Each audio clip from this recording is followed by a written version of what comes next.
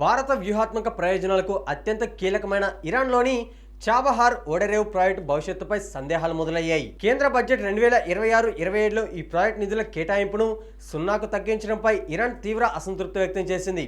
హిందూ మహాసముద్రాన్ని మధ్య ఆసియాతో అనుసంధానించే ఈ బంగారు ముఖద్వారం విషయంలో భారత్ తీసుకున్న నిర్ణయం నిరాశపరిచిందని ఇరాన్ విదేశాంగ మంత్రి అబ్బాస్ అరాగ్చి వ్యాఖ్యానించారు.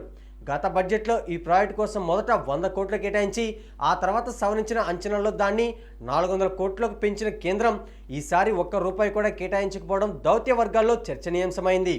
ఈ ఆరోపణలపై భారత విదేశాంగ శాఖ స్పందించింది. తాము నిధులు నిలిపివేయలేదని, 10 ఏళ్ల ఒప్పందంలో భాగంగా చెల్లించాల్సిన $120 మిలియన్ మొత్తాన్ని ఇప్పటికే పూర్తిగా చెల్లించేశామని స్పష్టం చేసింది. అందువల్ల ప్రస్తుతానికి కొత్తగా నిధులు కేటాయించాల్సిన అవసరం లేదని వివరించింది. మరోవైపు ఈ నిర్ణయం వెనుక అమెరికా అధ్యక్షుడు డొనాల్డ్ ట్రంప్ విధించిన ఆంక్షల ప్రభావం ఉందనే వాదనలు వినిపిస్తున్నాయి. ఇరాన్తో వాణిజ్యం చేసే దేశాలపై కఠినంగా వ్యవహరిస్తామని ట్రంప్ హెచ్చరించిన నేపథ్యంలో భారత్ ఆచితూచి వ్యవహరిస్తున్నట్లు విశ్లేషకులు భావిస్తున్నారు. చాబహార్ ప్రాజెక్టుకు ఉన్న ఆంక్షల మినహాయింపు గడువు కూడా ఏప్రిల్ 26తో ముగియనుండడం ఈ వాదనలకు బలం చేకూరుస్తుంది.